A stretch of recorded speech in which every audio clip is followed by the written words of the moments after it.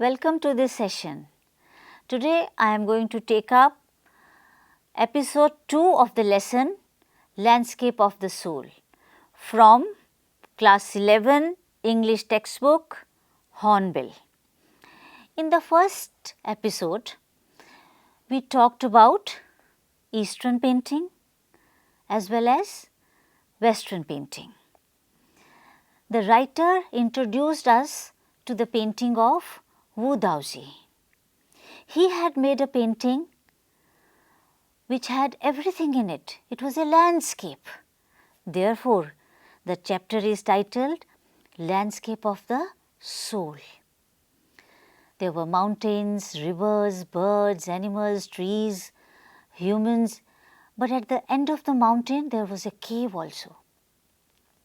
And the painter wanted to take the emperor along with him through the cave so that he could understand the spirit or the soul of the painting.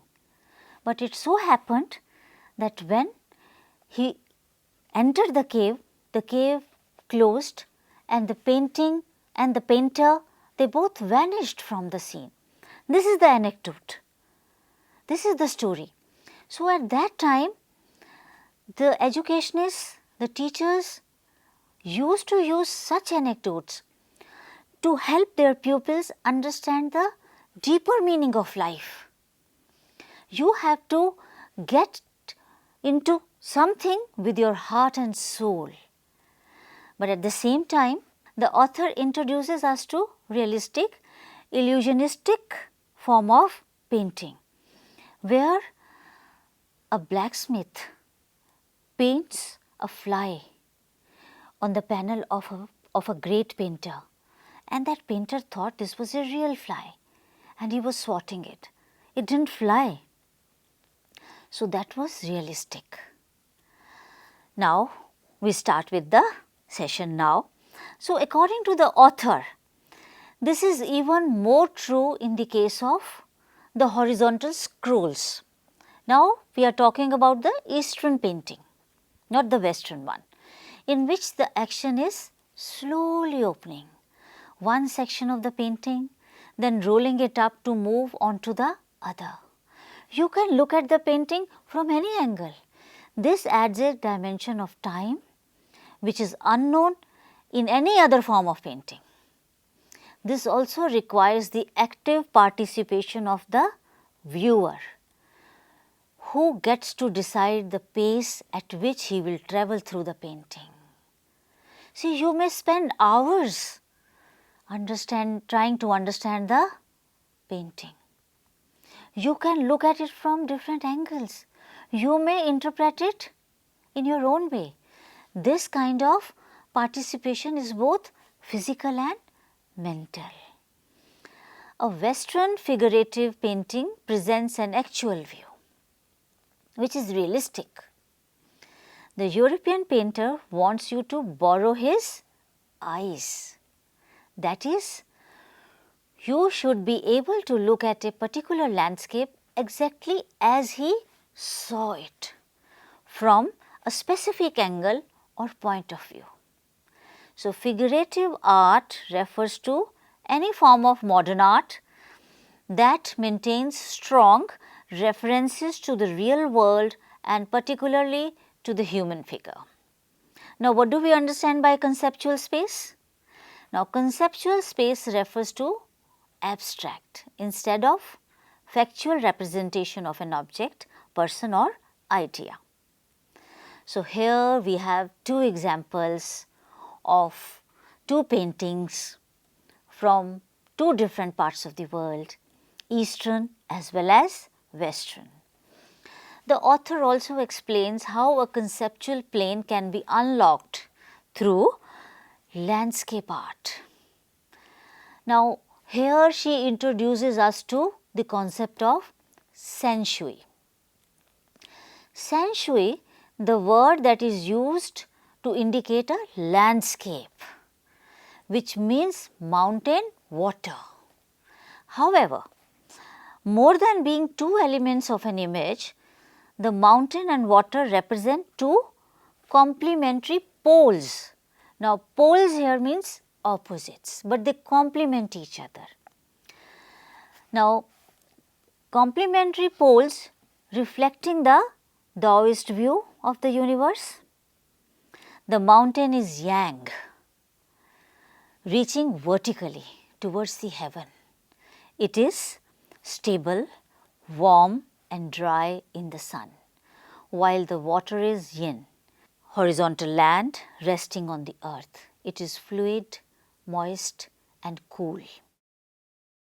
The interaction of yin and the receptive, feminine aspect of the universal energy, and its counterpart yang, that is active and masculine, fundamental notion of Taoism. However, what is often overlooked is an essential third element. See, here we have talked about two elements, yang and yin, but there is a third element also. The middle void is where their interaction takes place. This can also be compared with the yogic practice of pranayama, where you breathe in, hold and breathe out. The suspension of the breath is the void where meditation occurs. I hope you understand the middle void.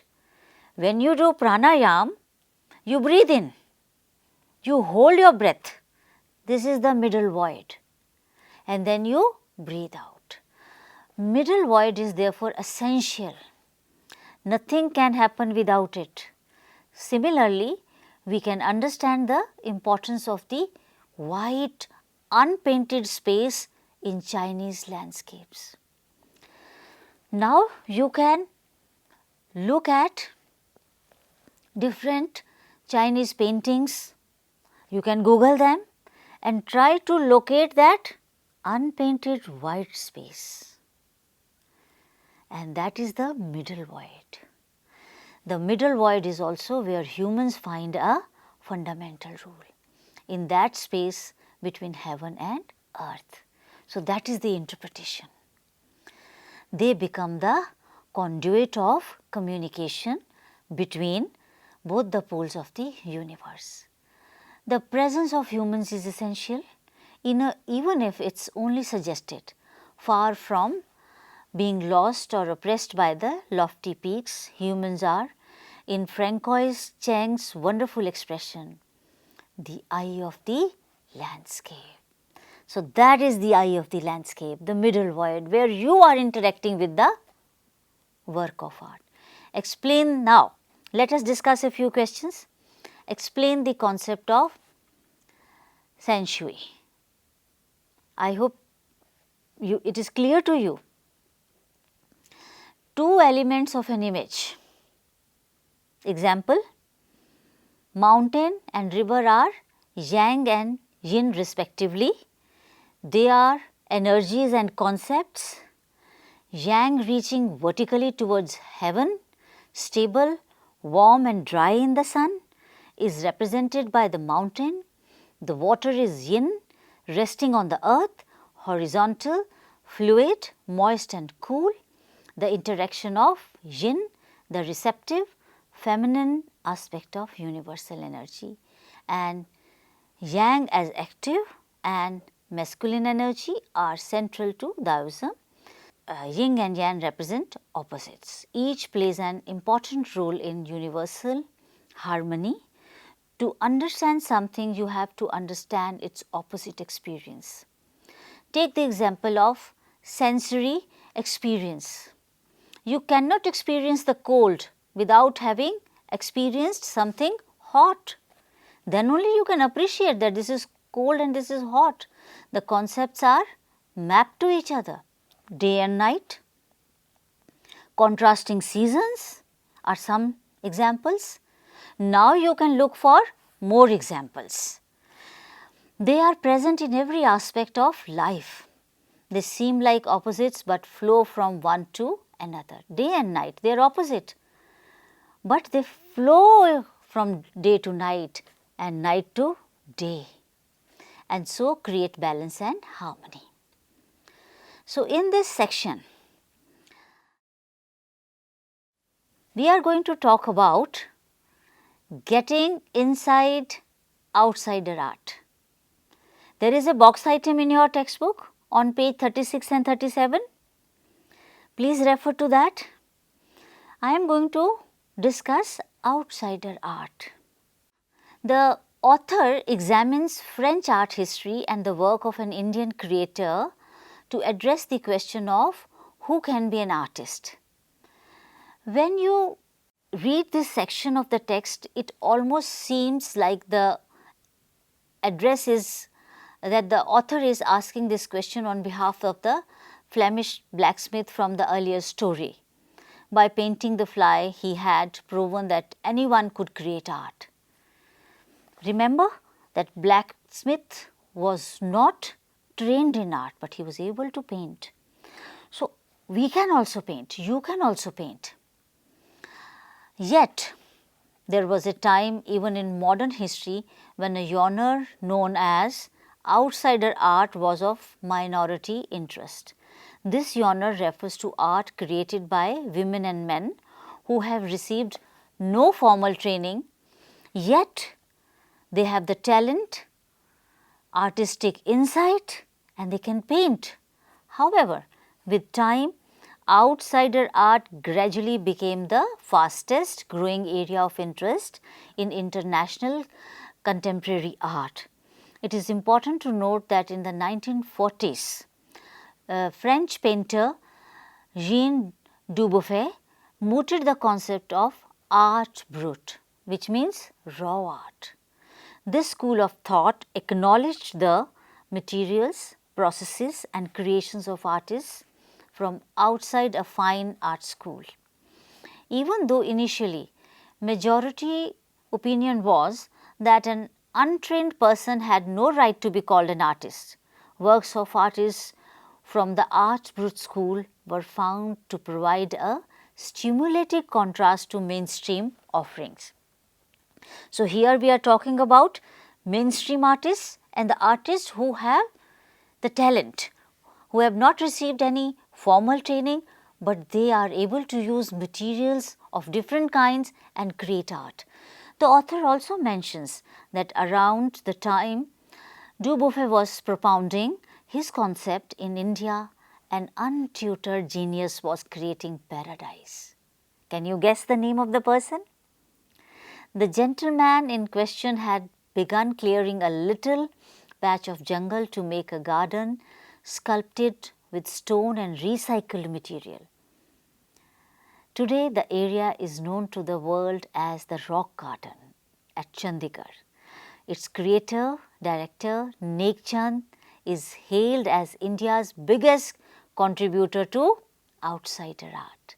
So, you understand the difference between the formal art and art brut. In fact, the 50th issue, spring 2005 of Raw Vision, a UK based magazine, pioneer in outsider art publications, had featured Nek Chand and his rock garden sculpture Women by the Waterfall on its anniversary issue's cover. That's a huge respect. This was quite an honor and also served as a validation of art brut or raw art, because Mr. Chand's creations were regarded as influential, cultural and artistic pieces. Anything and everything from a tin to a sink to a broken down car could be material for a work of art. This philosophy was taken to dizzying heights in the rock garden.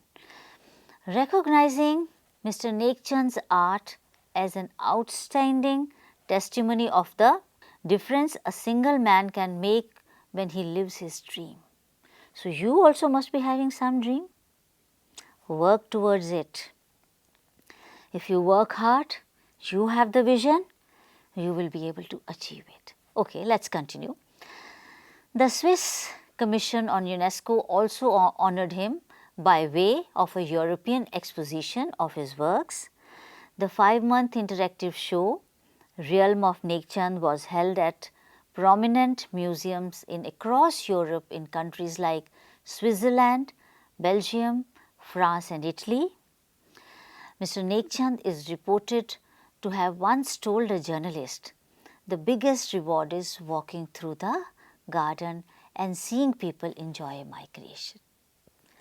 Now, this was an article which we had taken from Hindustan Times, 28 August 2005, written by Brinda Suri. Rock garden sculpture made of broken bangles by Nekchand. Now, let us discuss a few questions. What do you understand by the terms outsider art and art brut or raw art? Who was the untutored genius who created a paradise, and what is the nature of his contribution to art? You all know it, Nekchand Saini. His full name is Nekchand Saini. He was born on 15 December 1924 and he was there till 12th June 2015. He was a self-taught Indian artist, known for building the rock garden of Chandigarh, an 18-acre sculpture garden in the city of Chandigarh. Nekchand and his garden became national treasures. In 1980, he was awarded the Grand Medal of Hornbill from the city of Paris. In 1983, the garden was pictured on an Indian postage stamp, and a year later, Chand was presented with India's Padma Shri Award. 1984, one of the India's highest civilian awards for distinguished service in the arts. I think you are now ready to take up a few activities. Let's do the activities. The first is a comprehension question. Let us understand. I will read out the statement and you try to find out the meaning and then we will discuss. Let us understand. The first one, the emperor may rule over the territory he has conquered, but only the artist knows the way within. So, how would you explain the sentence? The sentence explains the fact that even though an emperor might rule an entire kingdom and have power over his conquered territory, only an artist would be able to go beyond material appearances. He knows both the path and mysterious methods of the universe. The true meaning of his work can be seen only by means known to him. Irrespective of how powerful an emperor is, he too must follow the artist's lead. He must learn to appreciate the art. Okay, the second question. The landscape is an inner one, a spiritual and conceptual space. This phrase explains a Chinese art form wherein a Chinese painter wants you to enter his mind rather than borrow his eyes. The painter invites physical as well as mental interaction. A landscape created by the artist can be approached from any perspective. The viewer can travel up and down and back again with freedom. The landscape is not created to convey realism, but instead to encourage spiritual and personal exploration via the painting. How beautiful it is. Now, next time you look at such paintings, try to explore them from your point of view. Put your heart and soul into the interpretation. Now, let us do a few activities about language. The following common words are used in more than one sense, and all these words have been taken from your text. The words are panel, studio, brush, essence, material.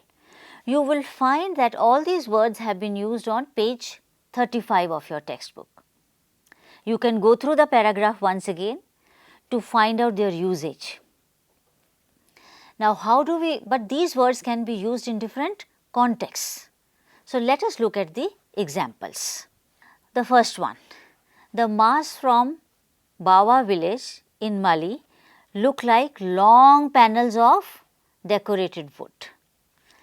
Judge Hobart Grooms told the jury panel he had heard the reports. The panel is laying the groundwork for an international treaty. The glass panels of the window were broken. Through the many roundtables, the workshops and panel discussions, a consensus was reached. The sink in the hinged panel above the bunk drains into the head. Please appreciate the usage of the word panel in different contexts. The moment the context changes, the meaning also changes. Now, let us look at other examples. Their repetitive structure must have taught the people around the great composer the essence of music. Part of the answer is in the proposition, but the essence is in the meaning. The implications of these schools of thought are of practical essence for the teacher. They had added vanilla essence to the pudding. Now, these examples were given in your textbook, but there are other words also. Let us take the example of the word material. All educational material from the ancient part is being restored. Textual material is developed keeping in view the interest of the students. She had nothing material to take with her. I want to buy the best material for my shirt. Now, the word is studio. Have you heard about studio apartment? I am recording in the studio.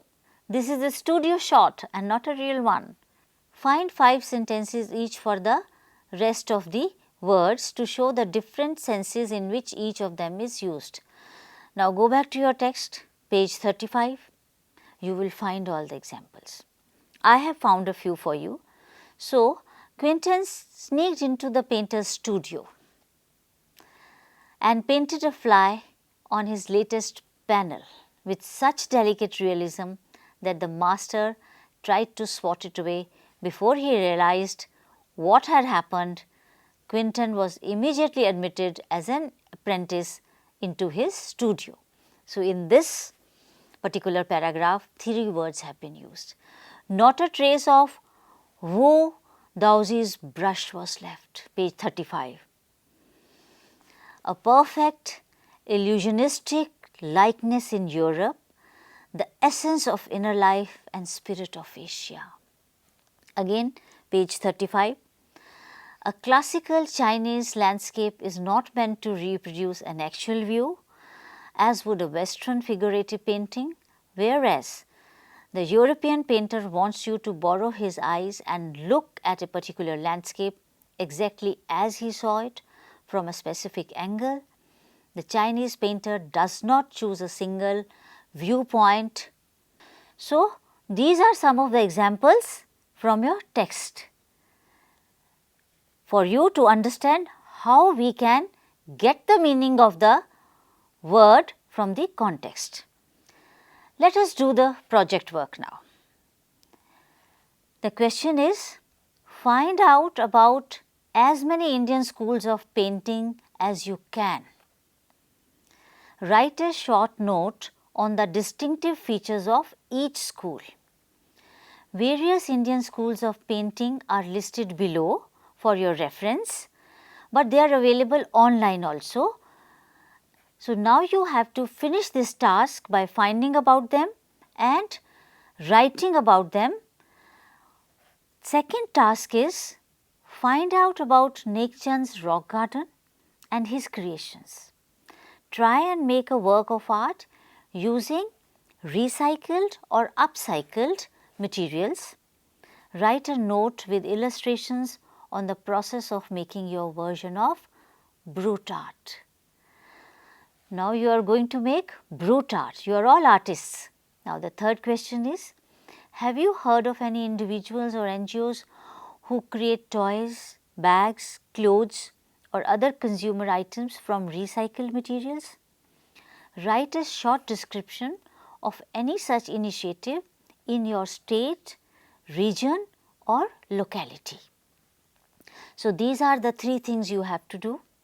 Please submit your project work to your teacher, share it with your friends, and you can also share it with us. With this, we have come to the end of this session. I am sure you enjoyed doing this lesson with me. Keep reading, keep learning. Thank you.